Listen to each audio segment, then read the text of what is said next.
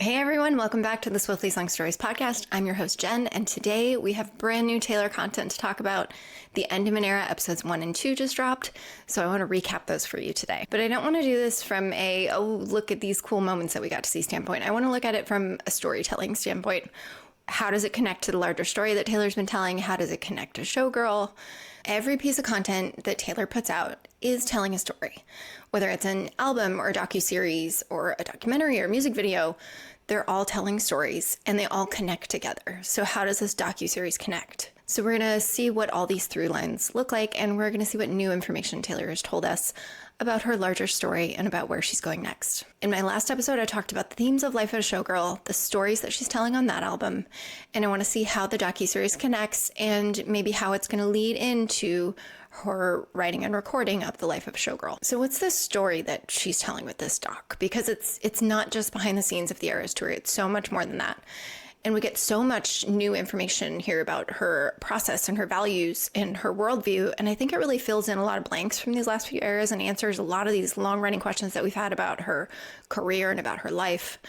So I wanted to make a prediction video about TS13, where she's maybe going next, but I think I'm going to hold off on that until the rest of the docuseries drops, because I think she might be leaving us some Easter eggs for the future. So let's roll our intro and get right into the recap of the story of episode 1.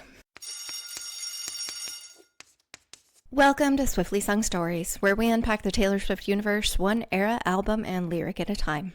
Think of it like English class, but it's all Taylor Swift and none of the boring stuff. I'm Jen, your Swiftie English teacher, and class is in session, so come on in and meet me in the margins. Just a quick little announcement for you guys. I might be in the Eras Tour documentary. It might happen.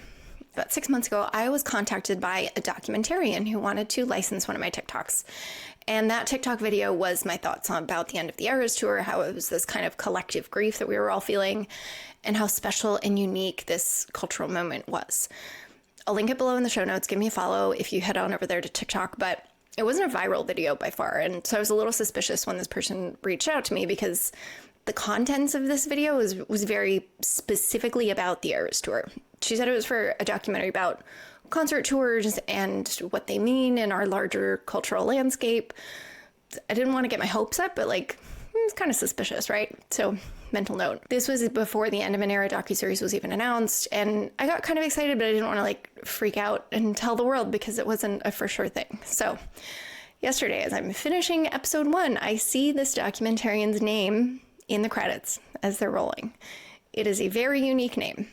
There's no possibility that this is just someone else who licensed my video who has the same name. So that's when I freaked out. I did agree to license this video and they did pay me for it.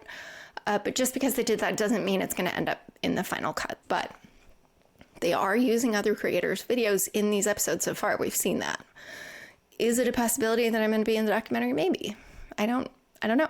Anyway, keep your eyes peeled for me and the rest of the episodes. I'm wearing a red and white striped shirt in this TikTok. I think if they do use it, it will probably be in later episodes like 5 or 6, because narratively my video is about the end of the Eras Tour, so it makes sense that it would come towards the end of the series. But anyway, I'm excited. I want to share. I don't want to count my eggs before they've hatched, but maybe it'll happen. So today I'm going to recap episodes 1 and 2 in the context of the larger story that Taylor's been telling us all along.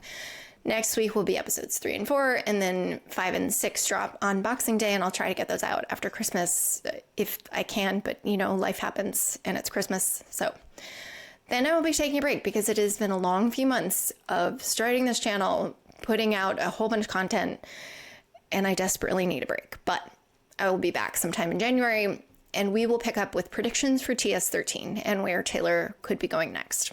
So let's start End of an Era, episode 1. We open the episode with an overhead shot of Vancouver, BC and BC Place, where the final Eras Tour performance took place on December 8th, 2024. And the screen says, the last show of the Eras Tour, 15 minutes until showtime, the final huddle begins. So we are backstage and we see Taylor's arms around her dancers. She's giving this final speech before they're about to take the stage for the last time. And she's giving this really meaningful monologue about how much hard work this has taken. But it's really the way in which she says this that's incredible to me, because it shows you so much about how her mind works. She says, I think about every single one of you as little kids. I think about the moment you decided dancing was your calling, the moment you first saw a band and thought, man, I want to save up for an instrument. Every single one of us has picked professions that categorically, people, for most of the time, they tell you you shouldn't do it. They tell you you should not try to do this. You have to love the thing so much that you override 85 to 95% of the advice that you were given along the way by oftentimes people that you respect, people you trust, people in the field. Everyone in dance, everyone in music, everyone will tell anyone younger that if there's anything else that you can do, do that. And so I'll see you getting rejected, not getting the job, not getting the part, not getting the solo. I'll see all of those things that happened all along the way. The doors that were shut, the doors that were open, the windows you pried open. It's at this point that she tears up and her voice breaks. And I teared up and my voice broke, but she continues. And sometimes I'll see you when you're older and I'll think about what you're going to tell your family or the people that you mentor, because every single person in here has the spirit to mentor others and to tell them, yes, do it, try it, go for it. You have that same love for it. And I think about whether that's to your grandchildren or to the little neighborhood kid who just wants to talk about what that was like. So she's seeing this whole confluence of events in her mind's eye, right? She's imagining all of the things that it took for all of these people to get to this place. And she's telling a story about their story. And she goes on, everyone likes to talk about phenomena like the Eras Tour almost as if it were pieces falling into place in some sort of accidental confluence of events that just happened, right? When I'm thinking about the people that are in this circle, I don't think of it as pieces that fell into place.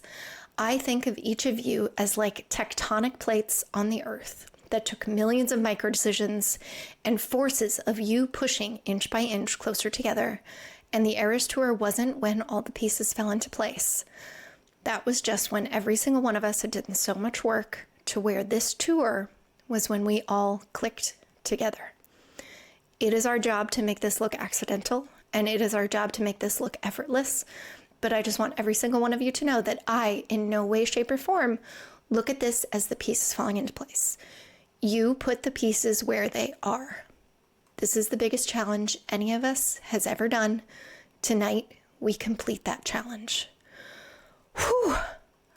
I mean, the final pep talk, they're all in tears, right? They are all losing it.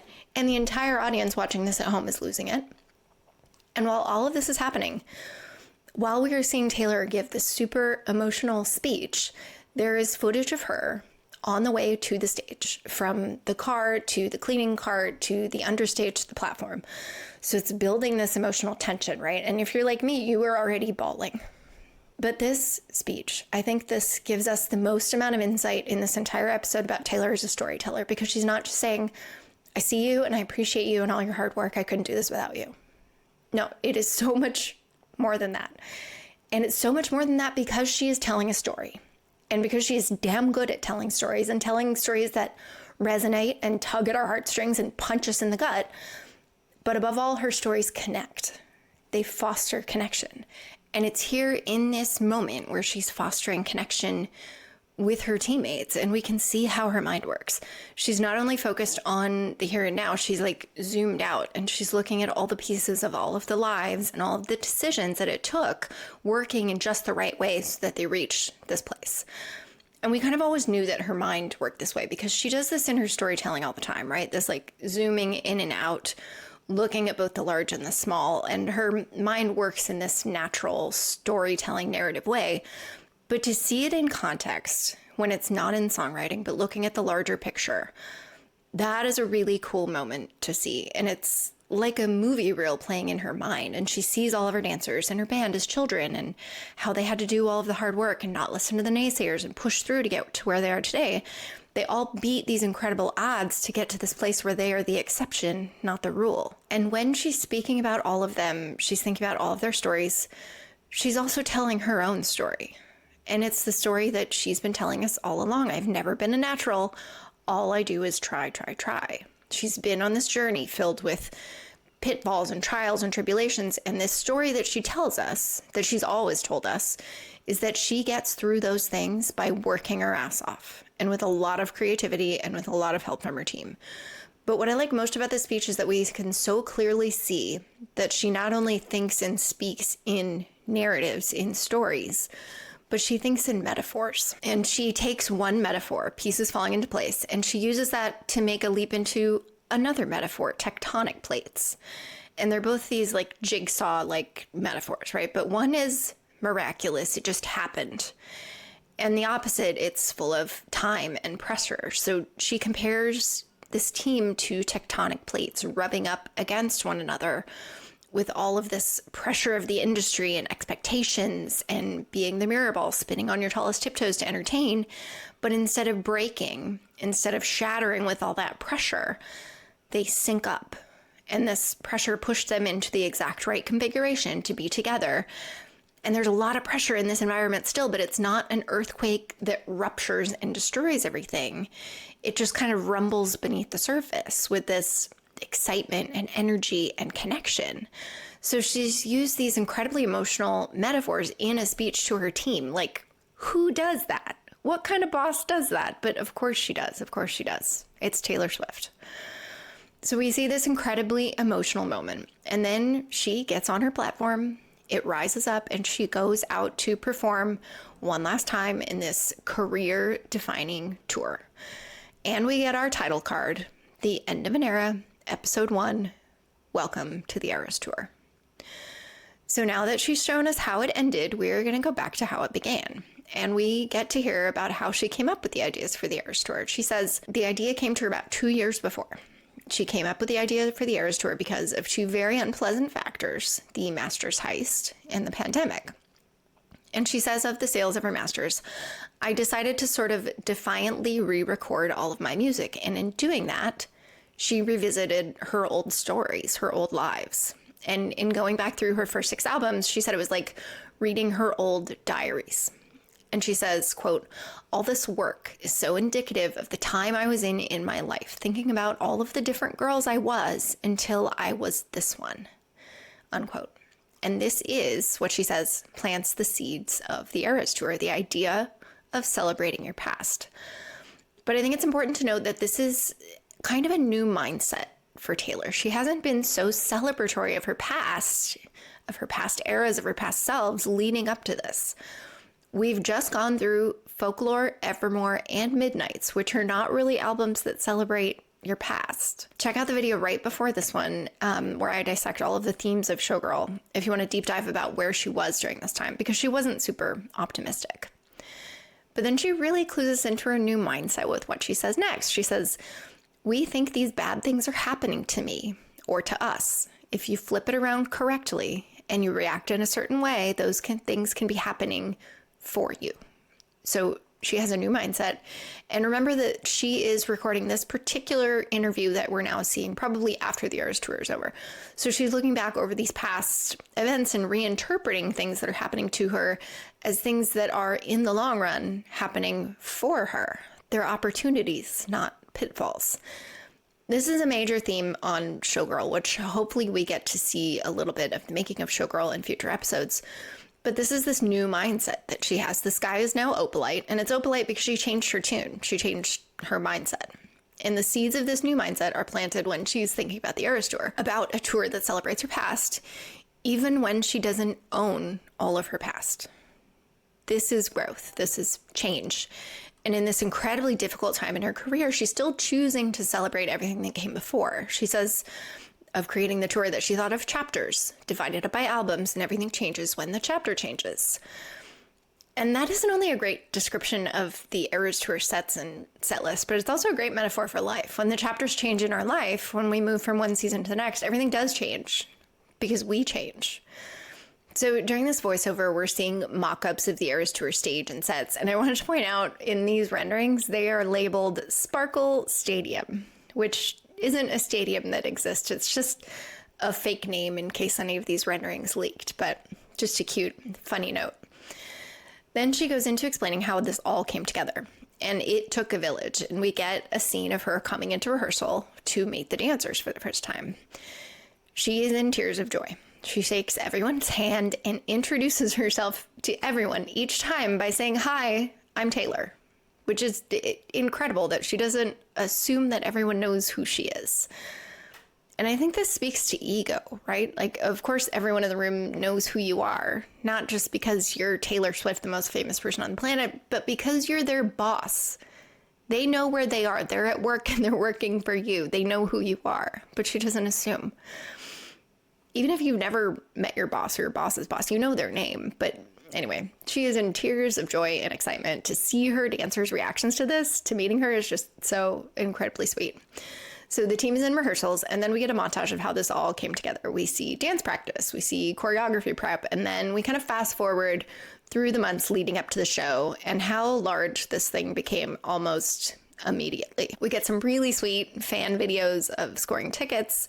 We see the Ticketmaster crash, and then we get to opening night. And this is kind of a montage of the popularity and the power of the Eras Tour. Glendale renames itself Swift City for opening night. We see the Seattle earthquake, shout out to my hometown. We see the Swiftnomics of it all and the incredible amount of business that Taylor brought to each tour stop. Taylorgating, which someone says is like Woodstock, but without the drugs. I like to think of it as a Grateful Dead show, also without the drugs. But anyway, we're seeing just not how the tour affected physical places, but how it affected us emotionally. Then we see Andrea react to all this, and Andrea says it became this movement. And Taylor says it's like a force to be reckoned with in global culture. And it really was, whether you got to go or not. If you're a Swiftie, it brought us together at a time when the world had never been more uncertain and more scary and more overwhelming. We could count on that live stream, or we could count on that show that we had tickets for in the future. We had something to look forward to. But then in the story, we take a little bit of a darker turn. We zoom in on Vienna, Austria, August 8th, 2024. Those 3 shows, of course, were canceled after a terrorist plot was discovered. And we get some news clips describing this horrific situation, but thankfully a situation that was disarmed before anyone was hurt. We see Taylor after this event in her hotel room in London gearing up for the last shows of the European leg, and she says, "We've done like 128 shows so far, but this is the first one where I feel like I'm skating on thin ice or something." You can tell in this moment that she's not in a great frame of mind. She's going through it. And she says, "We've had a series of very violent, scary things happen to the tour. We dodged like a massacre situation." And you can tell how freaked out she is by all of this, as anyone would be. And I can't really imagine the weight of this situation on the person whose name is on the letterhead, whose name is on the tickets. It is such a huge responsibility, and that much visibility, unfortunately, makes you a target. And it also, unfortunately, makes your fans a target. But then we get really, really heavy. Taylor says, "There was this horrible attack in Liverpool," she goes on, "at a Taylor Swift themed dance party. And it was little kids." And here her voice breaks and she starts crying. And the rest of the world did too. And I am right now just thinking about this. She whispers, "I have a hard time explaining it." And then they insert a news clip recalling this horrific incident, and she is speaking about the attack in children in Southport, Merseyside here in England, in which 3 young girls were killed and many more were injured. I can't speak about this too much without getting really emotional, but I do want to say that we remember Alice, BB, and Elsie, and to their families we send all of our love. And this community of Swifties is here for you, just like your amazing community of Southport has rallied around you. We see Taylor in tears, and she says, "I'm going to meet some of these families tonight and put on a pop concert, And it's at this point where I am struck by just how odd her life must be. And also struck by how different these 2 selves have to be. Taylor Swift, human, who cries and worries and has the world on her shoulders. And Taylor Swift, pop star, who has to entertain and put on a happy face and put all of those human worries and needs and desires on hold when she puts on this persona. I talked a lot about this dual self in my last video about the themes of Showgirl, but this is just really the ultimate display of these 2 selves at this moment. Human Taylor wants to break down and lose it and support these families, and she probably blames herself for so much. But pop star Taylor is at Wembley and has 90,000 people coming to her show tonight, and she can't let them down. So she's really emotional, she's really tearful, She's describing these hard parts of her life and her career, and she goes on, "It's going to be fine, because when I meet them, I'm not going to do this. I swear to God, I'm not going to do this. I'm going to be smiling. So any of this gets out of the way before you ever go on stage. You lock it off. 3.5 hours, they don't have to worry about you." She has to put human Taylor aside and put on the pop star persona. Then when those 3.5 hours are over, she can fall apart again. But this is the life of the showgirl, spinning on her tallest tiptoes. And when she breaks, it's in a million pieces, but no one gets to see that break. That's hidden behind the curtain.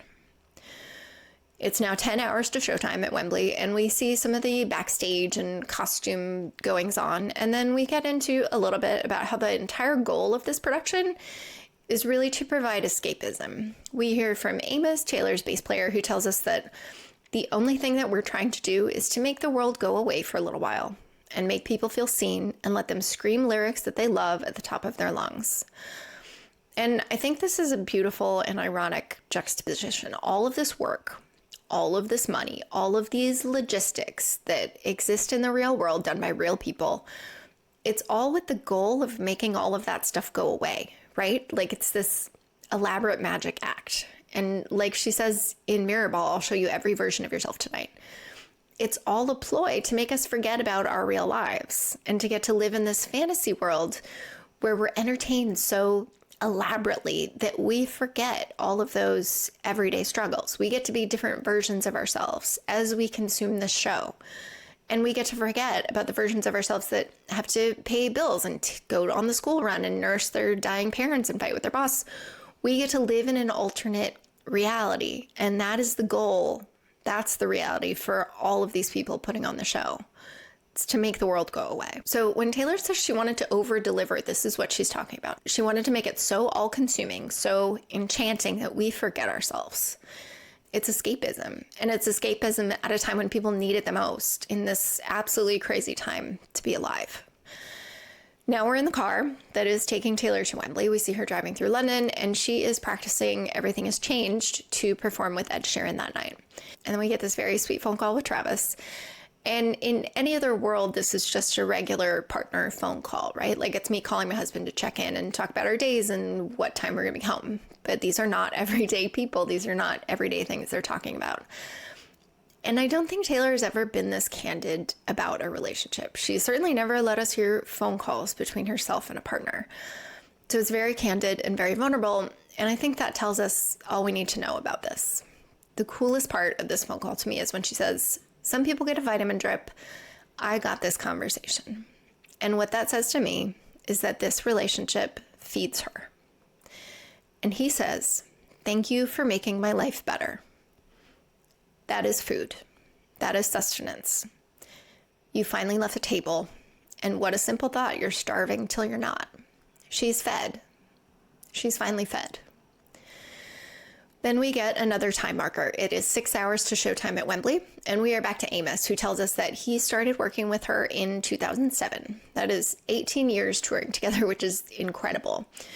And he tells us, although a lot has changed, the thing that remains really constant is that there's not a challenge she isn't going to meet head on and decide to conquer. And that tenacity, Taylor's tenacity, is a big part of why we all love her, right? Like when she's faced with an obstacle, she pivots and she finds a way around. And pretty soon she's on the other side of the mountain.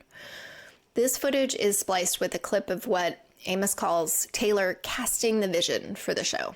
And it's this incredible clip of Taylor basically laying out the brainchild, how this show is going to go, including these epic moments where she plays air guitar and air drums, which is really funny. She's going through what songs are going to be included, and she's just going over the basic sort of layout for the show for the band.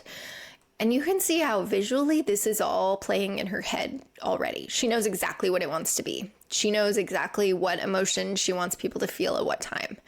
And I think this really shows her ability to translate these visions and these dreams that happen in her mind's eye and sort of cast them into reality, as Amos calls it, casting the vision. And really what that is, that knowing, that describing, that creating, that is storytelling. So it's, again, this incredible peek at how the wheels churn for her and how everything is a story that she wants to tell. And she now has all of these tools at her disposal that can help her relay these stories to her audience. She can tell them with music, with words, with lighting, with movement. And she has combined all of these stories into a 3.5-hour set that tells a complete story back to front from beginning to end. And it's beautiful. I wish we all had that ability to translate our ideas and sort of manifest them into reality like she can. So we're counting down. It's 4 hours until showtime. And then we get these really sweet clips of fans outside Wembley who've been waiting for hours. And I do remember London was tense in those few days leading up to the show. Wembley were the first shows back after the terrorist plot in Austria. And the messaging here in London from the mayor was basically like, you're not getting away with anything. We are tightening security beyond anything you've ever seen. And I saw more police out and about in London in those few days than I've ever seen before, living here for many years. We were all just hoping that it would go off without a hitch. But the excitement, the energy was also just magic. So now we are back inside the stadium. We get to meet Taylor backstage in her dressing room. She's laying down on her sofa and she puts on an audiobook to try to calm her nerves. That audiobook, by the way, is The God of the Woods by Liz Moore. It is a great read or a great listen. It's very much in the vibe of audiobooks that Taylor described in her Colbert interview, except it's not an English manor covered in ivy. It actually takes place in the Adirondacks with this wealthy family, palatial estate, and there's a mystery that unfolds, this shrouded secrecy in the woods. Liz Moore is a great writer. Definitely go read it or listen to it. Then we hear from Taylor in a voiceover, and she's describing this really tense moment going back out on stage for the first time since Vienna. I want to keep all of the nerves I have away from the crowd, she says, because when you're sort of the ringleader of this show, they can sense any kind of shift energetically in you. And you really have to focus on that and factor that in, that you're the Eras Tour, nothing's wrong. This is, again, the life of a showgirl. And she says in the prologue poem for the album, you will cover the wound no matter how deep it is. You have to make it look planned, and you have to make it look effortless, and you have to land the plane without letting them see you sweat. Then we see Ed come in to prep for the show, and they're having a catch up, and she's describing all of these intense feelings of being hunted lately.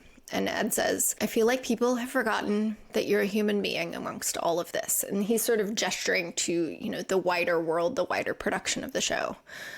And Taylor agrees, 100%. Taylor Swift Inc. is so much larger than Taylor Swift Human Girl. And this whole scene is really describing these two selves that the life of a showgirl goes so deeply into, the showgirl versus the girl, and what happens to the girl when the show takes over and she's no longer human or no longer allowed to be human. Then we get a very heavy and very sad reminder of how these two selves affect one another and how these two selves are actually at war.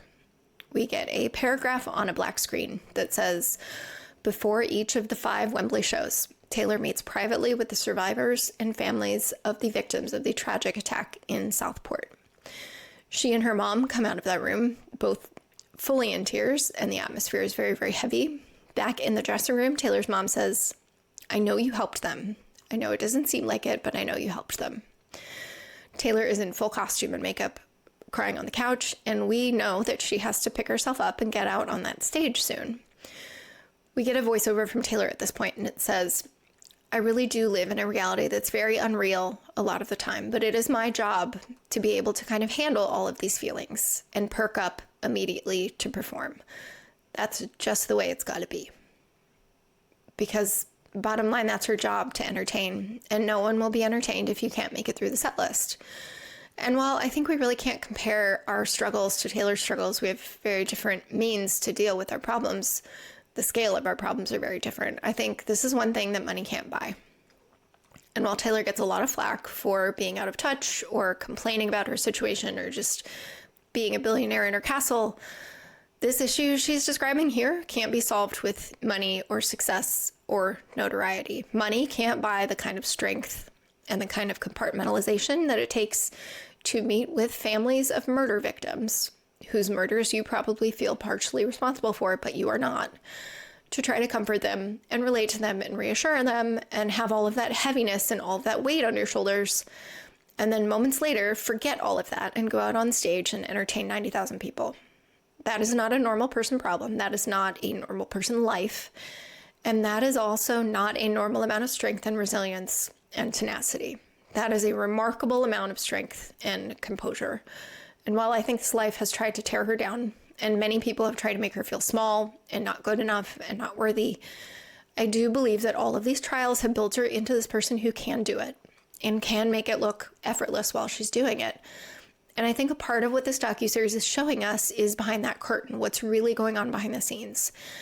And not in a look how amazing and strong I am sort of way, but in a way that builds connection.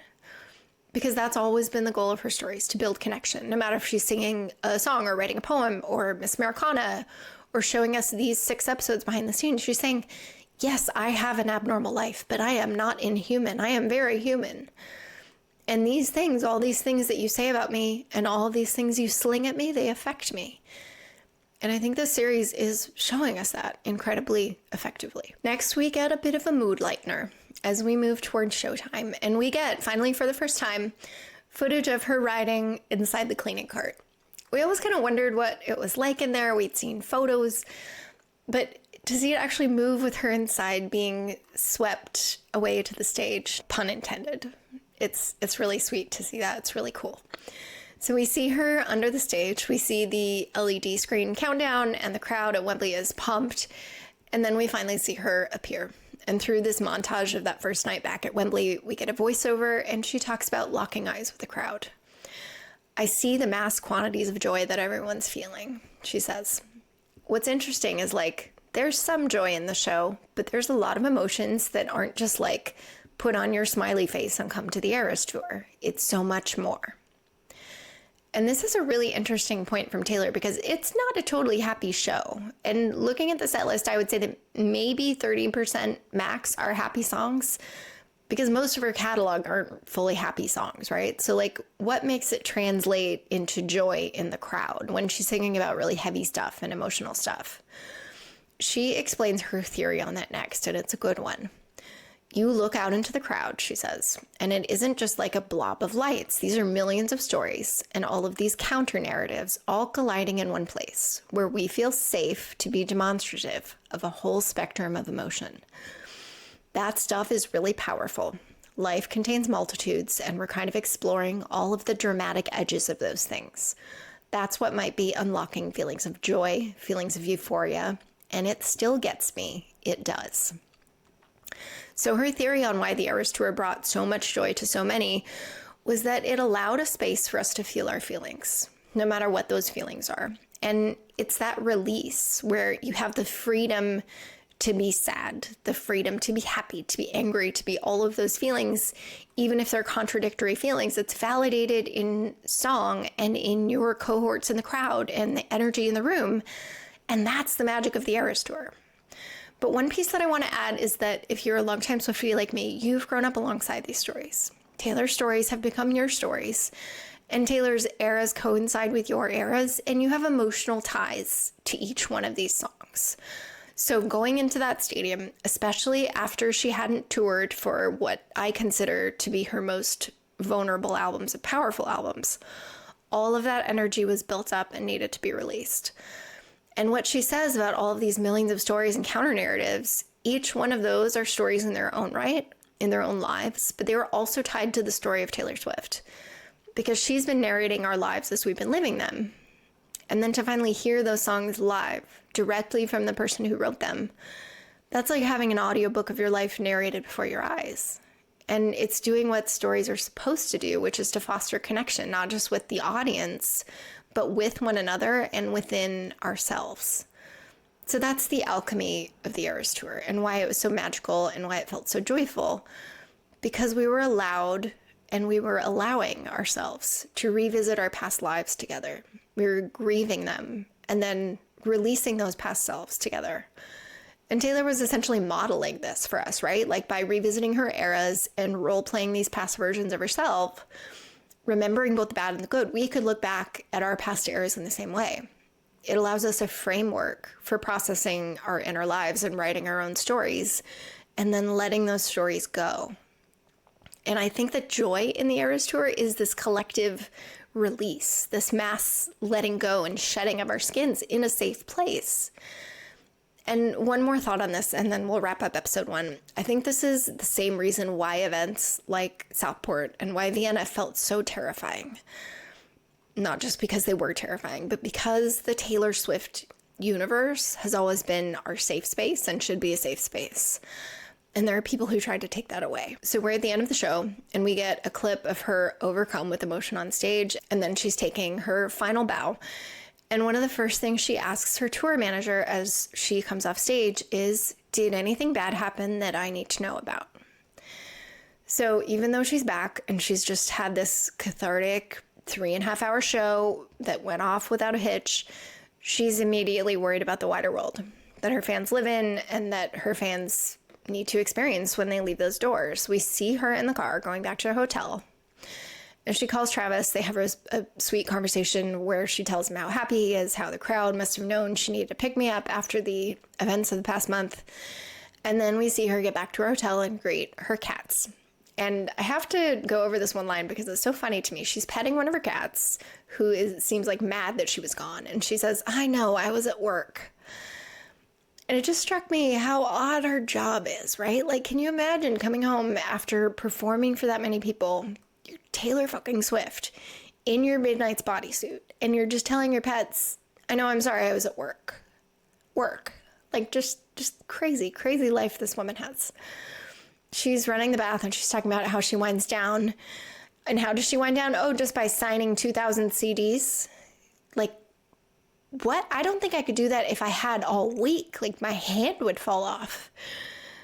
And if you saw that giant marble bathtub that looked so amazing, if you wondered what hotel that is the Rosewood London, and it is just as posh as you think it is. I've never stayed there because I live here. I don't need a hotel room in London. But I had a friend stay there once. It was absolutely insane. He stayed there during Christmas time and he had 2 full Christmas trees decorating his suite. Like, amazing. If you have a few spare grand a night, you can have mermaid time in Taylor Swift's bathtub. So that's where we wrap up with episode 1 and diving into episode 2, entitled Magic in the Eras, which is, of course, alluding to a lyric from Today is a Fairy Tale from Speak Now, Magic in the Air. So it's appropriate that we open with Taylor in her purple sparkly ball gown for the Speak Now set. And she's prepping to go out, and this purple fog comes in. It's a beautiful shot. And she's talking about going into the last night at Wembley in London, which closed that part of the European leg. She's about to have a well-deserved break after the show. And she's talking about how much work they've all put in to make this tour so special. And while we're getting this voiceover, we see shots of the dancers and the band and the crew. So we get the title card, episode 2, Magic in the Eras. And we're getting the sense that this episode is going to be about the people behind the scenes who created the magic in the eras, the magic behind the scenes and on the stage. And that's exactly what this episode is. It's all about the whole team and all the teamwork that went into this. Then we get shots of rehearsals, which would be the brand new TTPD set that would debut in Paris in May of 2024. She talks about writing and recording the Tortured Poets during the first half of the tour. And then she talks about how they're going to incorporate this new set into a show that's already running like clockwork, and this show that already tells a story. How are you going to insert a new chapter? So they're in a break between Asia and Europe, which was really only like 8 weeks between closing in Singapore and opening in Paris. So how are they going to do this? And here's the timeline. I had to go back because this kind of blows my mind. The last show in Singapore was March 9th. TTPD comes out on April 19th. And then the first show back is May 9th. So she and her team have 2 months to, number one, hopefully take a break. But it sounds like they didn't really do that. And number 2, release and promote a brand new massive album. And number 3, learn an entire new set for this show and figure out how to rearrange the entire thing so it fits in. That is a huge undertaking. I don't think she or her team ever really stopped working. So she tells us that they built a top secret rehearsal facility to rehearse Tortured Poets together. And we see her with the band practicing just the music portion. She's talking about the transition into TTPD musically. And she says, this feels like a highly elevated chapter, which, yes, it is. In terms of storytelling of the eras, TTPD is really sort of the climax of all of these really big, heavy emotions that she's been grappling with for a long time. And this is another point in the series where we really get to see the inner workings of her brain. She talks about surgically tweaking these songs. I'll do a verse and a pre-chorus of this, or I'll cut out the second verse of Down Bad. And what she's doing when she's putting these puzzle pieces together is figuring out narratively what makes the most sense. She's picking pieces of these stories, pieces of her songs that convey the emotions she wants to convey or to tell this larger story of the TTPD set. So she's like taking a red pen to her lyrics, splicing up all of these poems and combining them. And she's telling this chapter of a story of the book within the Eras Tour. And the result, when we finally saw the TTPD set, was this incredible narrative where she starts with But Daddy, I Love Him, going into So High School. She's found this new, incredible love, and she doesn't care what anyone else thinks. But then the outside world gets very loud and very critical with Who's Afraid of Little Old Me. She can't ignore all of this criticism, and she's getting worried, she's getting annoyed. And then it falls apart. They break up. She is down bad. She's grieving. And then she moves further into grief with Fortnite, looking back on what it was and what it meant. And then she goes full into anger and rage and regret with The Smallest Man Who Ever Lived. Then she picks herself up, dusts herself off, and she can do it with a broken heart. She's combined these songs, parts of these songs, to create a cohesive story. And this scene is really cool, looking at how she's using all of these tools at her disposal. The band, the music, the dancers, choreography, the sets, the costumes, to bring the story to life. And they, of course, have to rearrange the entire set list to tell this new part of the story. And she says, it feels crazy to like take all of the pieces apart and then put them together in a different order. So they're redoing the entire show during this very short break. And she takes this not as an obstacle to fear, but as a challenge. She says, we're here because we accepted challenges our whole lives. And this is one thing I really admire about her, is her ability to look at these really hard things as opportunities and as stepping stones, and not as a chore or as a burden. I wish I could look at more things in my life that way. So they've perfected this new chapter, and we are now backstage in Paris, about to perform it for the first time. They are in the pre-show huddle, and I love what she says here. I would imagine they're all incredibly nervous, not only because they've been on a break and this is their first show back, but it's an entirely new show. They've never done the show this way before. It's been entirely rewritten. But she says to her team, we're going to get to watch 45,000 people experience the fact that they're seeing something that's never been seen before. She doesn't say, I know you guys are nervous, but you're going to do great. No, she says, basically, this is an opportunity. We get to watch them. We get to experience this energy in the room. We get to perform for them. And think about how powerful that is as a leader, to have that energy. Your boss saying, not like, I know you're scared, but you have to do this. It's your boss saying, look what we get to do. Look what you get to do. Now, not all of our jobs are as rewarding as the Eras Tour, and our bosses are not as cool as Taylor Swift. But I think a huge part of her success in business is due to this kind of leadership. She's heading out to the stage and she's excited, and she gets everyone else excited. She says as she's walking to the stage, I love having a good secret. And we all rolled our eyes with that one, right? Like, we know you love a good secret, Taylor, and you love torturing us with anticipation. But all of that anticipation paid off. TTPD was a welcome, celebrated new addition to the show. We all collectively lost our minds. And now we're fast forwarding a little bit, or we're circling back around to the last show in London. And there are more good secrets to come for the fans, even though Taylor tells us that it is a huge amount of extra work to keep things a surprise. Because she wants to give us even more. She wants to perform Florida with Florence, and we get to see how that all came together. We are now watching the behind the scenes of how Florida was conceptualized, and we zoom in on Amanda Balin and Mandy Moore, the choreographers who are putting together the choreo for the song. And we get to learn a little bit of backstory for both of them. And we learn that Taylor met Mandy through Emma Stone because she did the choreo for La La Land. But she's mostly worked in TV and movies, so moving to a live tour was kind of a departure for her. But as it turns out, this was a really good fit, because what is dance and movement in film and TV? It's storytelling. And what did Taylor want the Eras Tour to be? Storytelling. And Mandy tells us, now I understand why I was brought in, because she really wanted to do something different. And she likes the storytelling. I mean, her songs are mini movies. Yes, that's exactly it. I'm so happy to see how Mandy incorporates her storytelling and Taylor's storytelling. And this really became this symbiotic relationship that is a huge part of what I think made these performances so special. Then we get to know Amanda, who's also a choreographer, but it seems like she's more specifically for Taylor's moves, like modeling these moves that Taylor is going to do.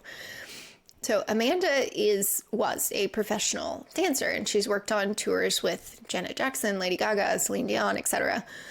And she'd done movies and TV shows too. But her body had started to give out. She had retired, she hung up her dancing shoes, and she was just doing choreo and behind the scenes stuff when she started working with Taylor and Mandy. And Amanda tells us, as much as you want it to last forever, dance isn't a forever career. And this quote is so interesting to me because Taylor knows the exact same thing about her career. It's not going to last forever. And she's had these worries about the shelf life of a pop star, the longevity of especially being a female pop star for a really long time. And she's told us that in her lyrics and in her interviews for ages. So Amanda has kind of accepted this was it for her. She wasn't dancing on stage. She was just working behind the scenes. But then Taylor and the team asked her to be one of the dancers on the Eras tour. And she says, but at the end of the day, even though there was a lot of fear, it was just too wonderful of an opportunity. And it's this beautiful moment where she thinks she's done. And then this new door opens. And she says, it was a second chance that most people don't get to have. And you can tell she's getting emotional saying this. It's a beautiful story. Now we're back to Mandy, and we get to see some earlier clips coming up with the original show. And Mandy says, Taylor can give me thoughts or colors or ideas, and I think I'm able to understand what she wants visually. So they have this really cool relationship, and I think their creativity works in a lot of the same ways. They're on like the same wavelength. For example, Taylor says, I want it to be like a girl in an insane asylum / wood nymph. And Mandy doesn't miss a beat. She's just like, yes, okay, got that, let's do it. Which is like, just blows my mind. But we do get the sense that even though Mandy is coming up with the moves, Taylor is coming up with the concepts. And Taylor is totally in charge of the story that she's telling and the emotions that she wants to convey with these movements. So we see this demonstrated when they're practicing Florida and Wembley, and Taylor sees all of this great choreo on stage and the automations. There's the stage sort of wave going up and down. And Taylor's worried that the crowd won't see it or won't care about it if she and Florence are standing in the front of the stage and then all of this choreo is happening in the back. So she changes up their positions. She wants to be with the dancers on the risers. And this tells me a couple interesting things. One, she knows she's the main attraction. But two, she wants people to see the whole thing. She wants more attention on the dancers and the whole story that she's telling. And she doesn't want people just watching her or just watching Florence. Because if you're only watching one person, you're ignoring all the rest. You're missing out on the magic of the whole. Then we get a little backstory about how the whole was created and specifically how the dancers came to be a part of the tour.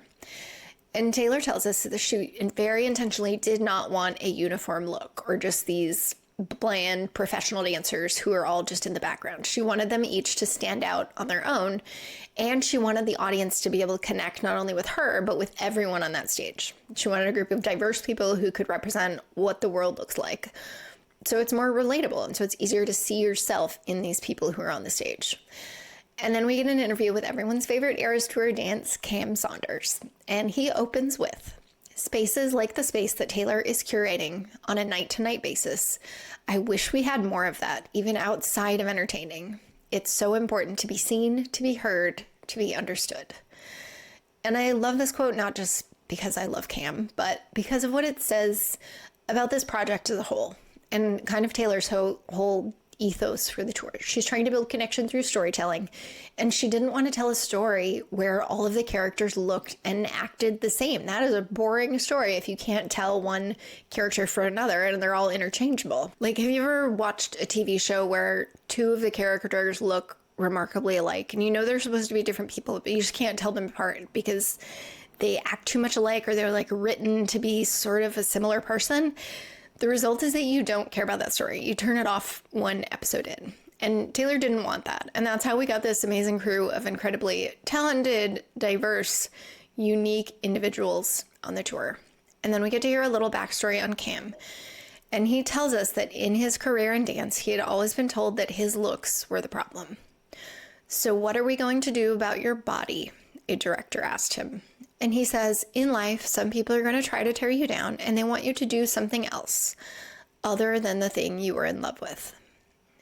But Cam persisted, and he says when he got the audition email for the Eras Tour, something told him that he had to be there, that this was something different, something special.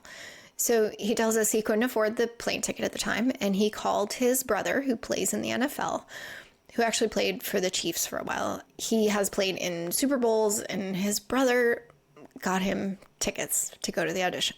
So Cam goes into the audition, and Mandy is immediately like, yes, this is it. She says, he just embodies what I felt was the spirit of what these people needed to be.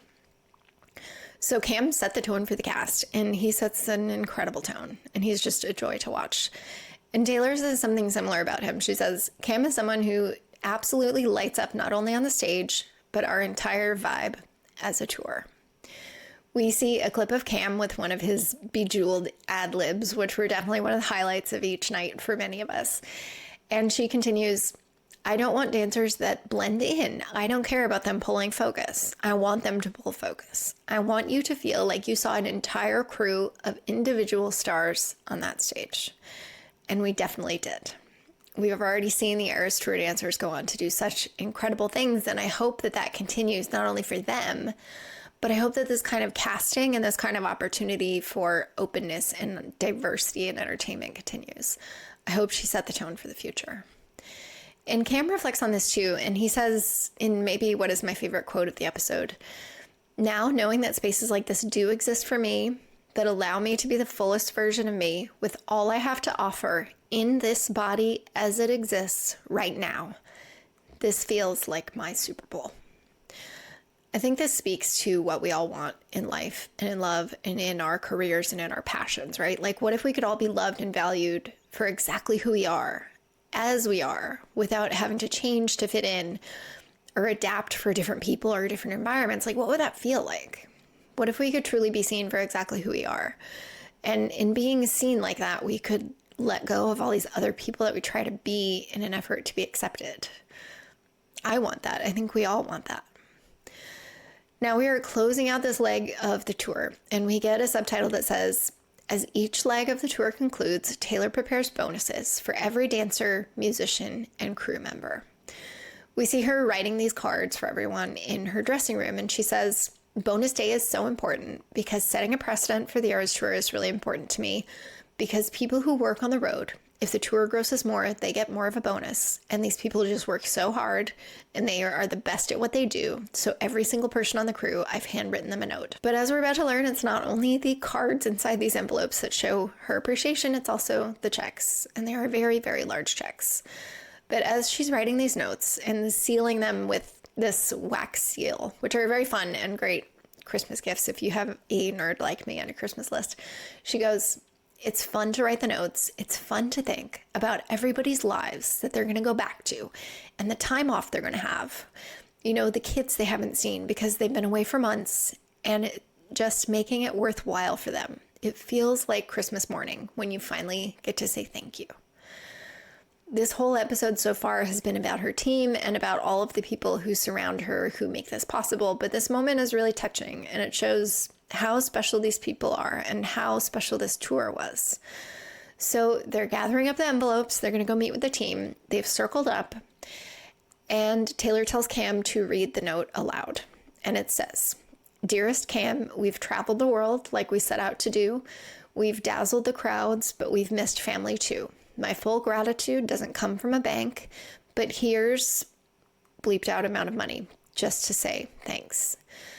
When Cam says that number, everyone loses it. Their hands go up to their faces. They all start weeping. Now, if you're curious about that amount, because I know I was, and of course we're curious about this incredible life that is out of reach for us, but fun fact, I am partially deaf, so I'm pretty good at lip reading. I believe it's $750,000 for the dancers, at least. And we know this was public information that the truck drivers got $100,000 each. This is such a cool moment in my mind. She's showing us this, I think, for a couple of reasons. Number one, she wants to set a precedent. Like she told us when she was writing the notes, she wants to change the industry. She wants other artists who also make millions to do the same for their crews. She can't set a precedent if no one knows about it. I think that's her number one motivation for showing us this in the documentary. But number two, it also adds to this mythology of the Eras Tour. and adds to this mythology of the story she's telling. It makes it feel even more grand and even more groundbreaking if she's not only breaking records with ticket sales and stadium attendance and gross revenue, but she's also handing out these huge, unheard of bonuses for everyone who helped put on the show.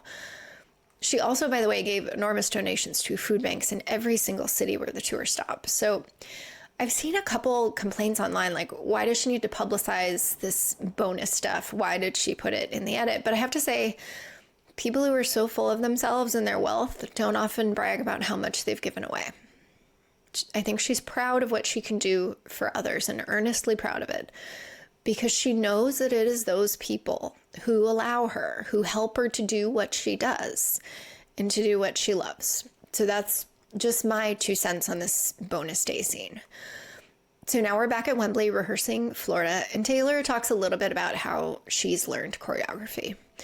As we see her practicing, she tells us, everybody's got those things that they're good at, and it's taken me a really long time to even get fine at choreography. And this has been a major criticism that's always been lobbed at Taylor. She can't dance. She's not a natural mover. And I think that speaks a lot to the expectations of pop stars as a whole, right? Like, they're not only supposed to be beautiful and tall and skinny and have the perfect voice and write their own songs, they're also supposed to be able to dance perfectly in sync to these songs live on stage while singing and running around. I think the world has been really hard on her for something that just doesn't come naturally to her. But when the Eras Tour started, I think we could tell that something had changed in that department. And she's about to tell us why. Mandy knows how to approach teaching me choreography from a lyrical perspective, she says.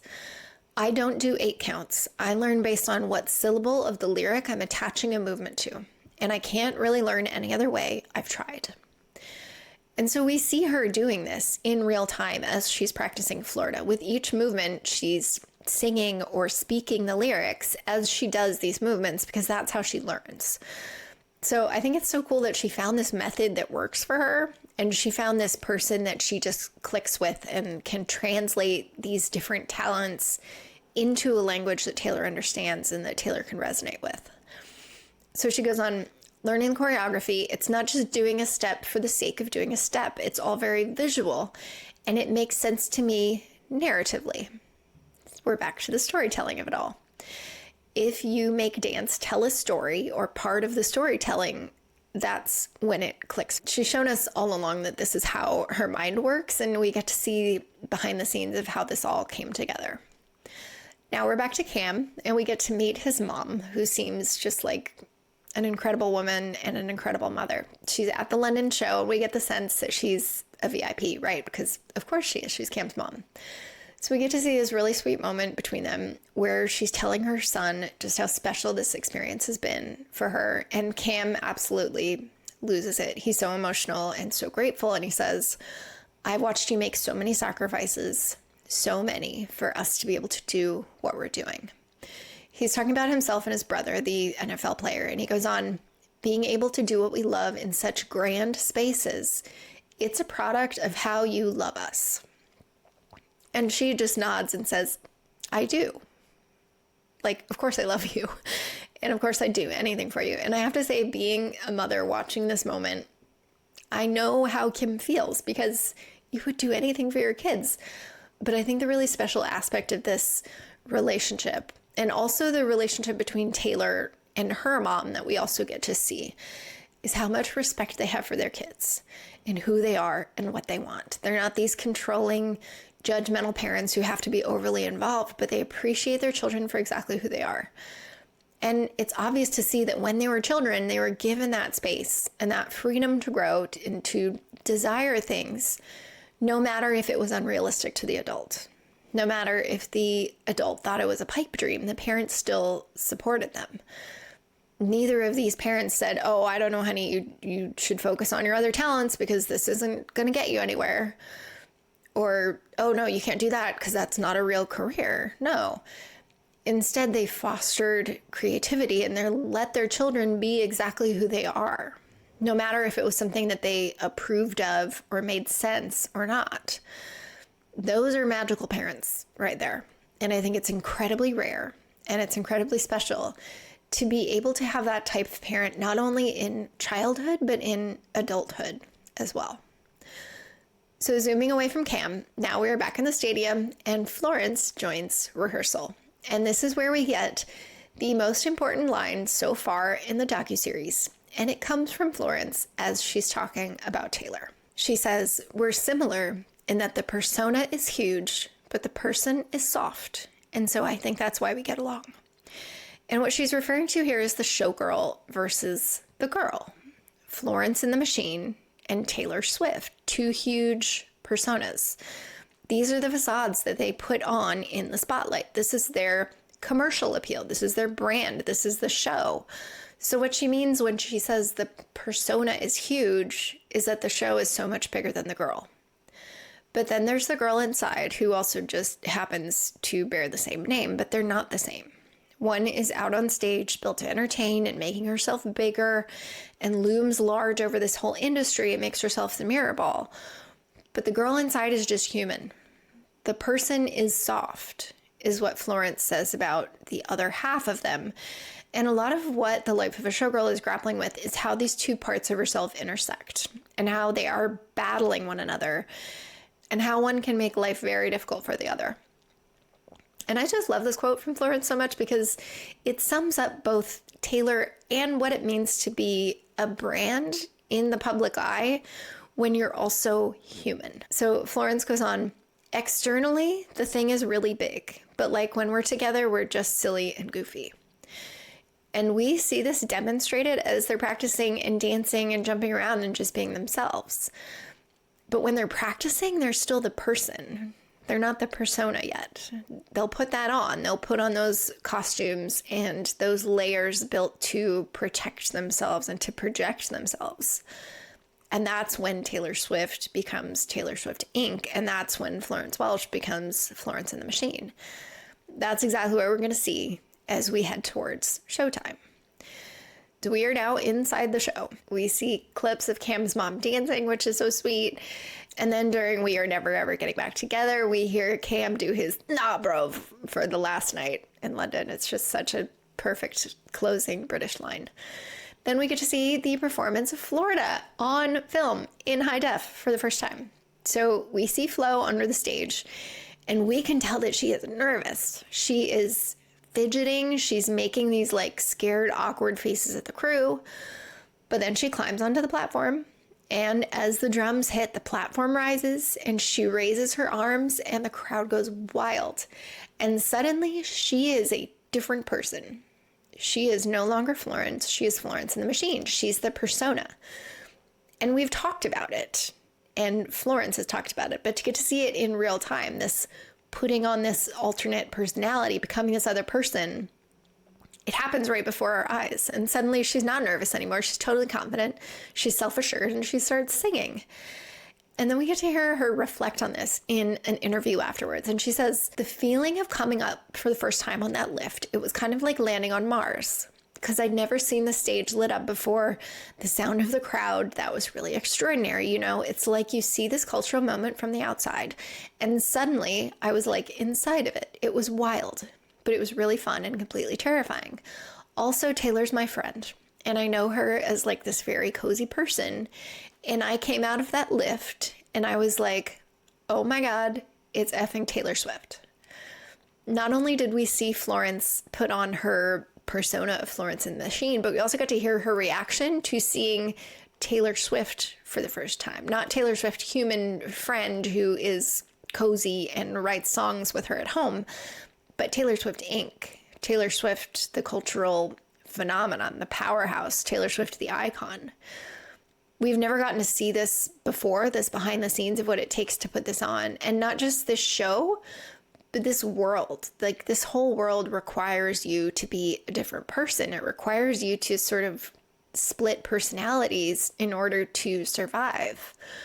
Just like Taylor had to compartmentalize all these horrible, violent things happening around her, she also compartmentalizes these two sides of herself. And we can see that Florence does too. And I think that's because you have to. If you put that human vulnerability out on stage, you will have nothing left for yourself.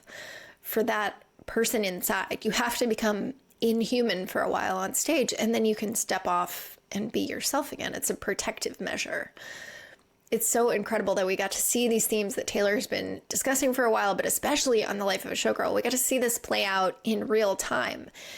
And it demonstrates what it's like to live, to love the life of a showgirl. It's not a life that is inherently lovable. And she has all of these measures in place just to make this life bearable. There's a huge amount of joy and excitement that comes with being this enormous pop star, but there's also a huge amount of sacrifice and planning and carefully plotting your next steps. So this episode closes with So Long London playing as we sort of zoom out over Wembley. And we get one final voiceover from Taylor. And she says, "I used to be leaving the shows and watch people walk home, and I thought, I hope they get what they've been waiting for. There's a feeling I have of such pride and satisfaction because when I leave the Eras Tour, I never wonder that. There's just like this magic in the air, all these particles of shimmer and glitter and confetti and girlhood and friendship bracelet beads, and magic in the Eras." And of course, that's our episode title, fitting way to close episode 2. And the episode closes with a close-up of a friendship bracelet on the stadium floor, strewn with confetti, and the bracelet reads, "Swiftie." Is this an Easter egg for maybe what's to come in episode 3? I don't know. I hope at some point we get to hear from some fans about what Taylor means to them, because I think that could really help sort of tell the other side of the story, right? Like, I love seeing what the tour means to Taylor and the dancers and the band and the crew, but it would be amazing to hear from some fans who got to go that really tell us what it meant to them. I don't know if we'll get any of this, but I would love to see that. So that is our first 2 episodes. What was your favorite moment in these episodes? What struck you or made you think or made you cry? Let me know in the comments.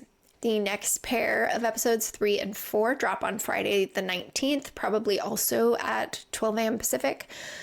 And it takes me a while to watch these and then write up my thoughts and my reactions and then find a time when my house is quiet enough to record all this for you. So I hope next week we'll follow the same schedule, and I will try to do the same for the final 2 episodes, which will be released on Boxing Day, the day after Christmas.